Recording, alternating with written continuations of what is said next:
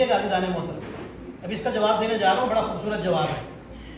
اللہ کیا کہہ رہا ہے؟ وَمِمَّا رَزَقْنَاهُمْ يُنْفِقُونَ۔ سوال آپ کے سمجھ گئے نا کہ جو غلط پیسہ چوری کے ذریعے، دھوکے کے ذریعے، فراڈ کے ذریعے یا انلیگل چیزیں بیچنے کے ذریعے جو کمایا گیا ہے، کیا وہ بھی اس کے لیے تھا جو اس کے پاس آ گیا ہے؟ اس آیت میں جواب ہے جو سورہ بقرہ کی دوسری یا تیسری آیت ہے۔ آج جواب کیا ہے؟ وَمِمَّا رَزَقْنَاهُمْ يُنْفِقُونَ۔ جو ہم نے رزق دیا ہے اس میں سے خرچ کرتے ہیں۔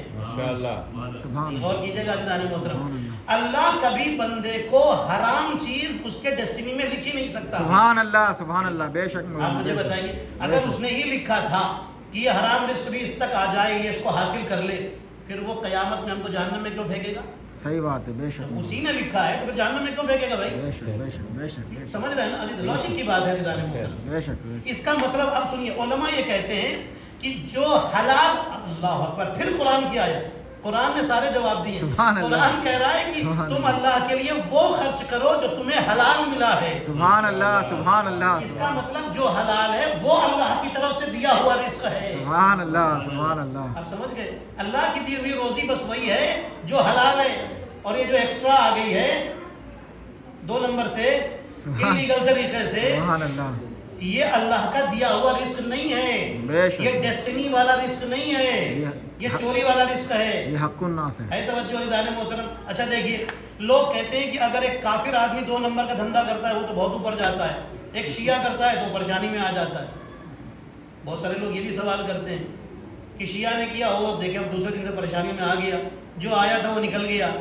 ارے بھائی، شیعہ کو کافر سے کیوں جوڑ رہے ہو؟ کیا کہنے، کیا کہنے۔ ایک اہل بیت کا چاہنے والا، اہل بیت کا چاہنے والا، وہ اس کا درجہ بہت بڑا ہے۔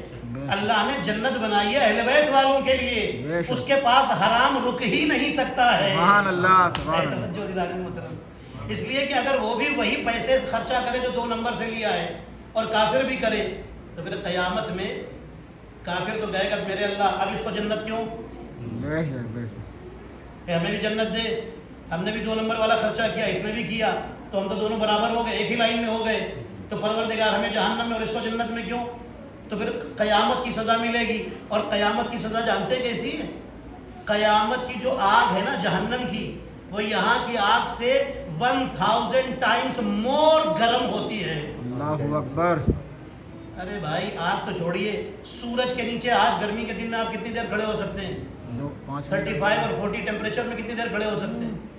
1000 کلومیٹر دور سورج ہے، اس کی گرمی نہیں برداشت، اور وہاں اللہ جہنم میں ڈال دے گا۔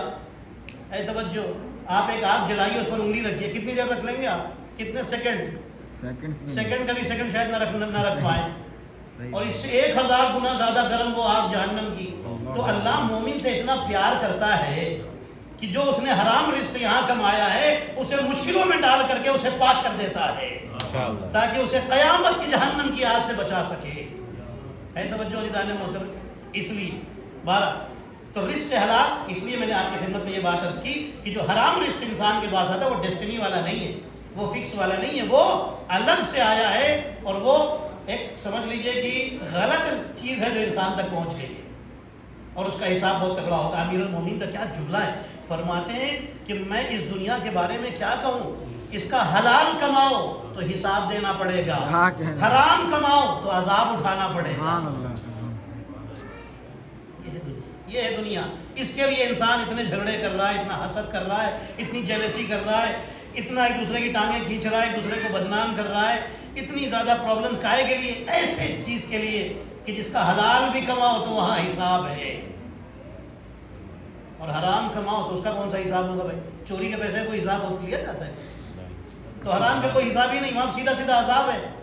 اب سنیے عزیزان محترم، معصوم فرماتے ہیں کہ انسان جو کچھ بھی اللہ نے دیا ہے وہ صرف اس کا حق نہیں ہے، بلکہ غریبوں کا بھی حق ہے، اس غریبوں کے حق کا اسے امانت دار بنایا گیا ہے۔ بے شک، بے شک۔ چیریٹی کرے، خیرات، دیکھیے چیریٹی 2 ٹائپ کی، ایک ہے واجب اور ایک ہے مستحب۔ واجب چیریٹی کا نام ہے خمس، زکوٰۃ، اور مستحب چیریٹی تو آپ جانتے ہی، صدقہ، خیرات، کسی کی ہیلپ کرنا، یہ ساری چیزیں۔ اللہ اکبر۔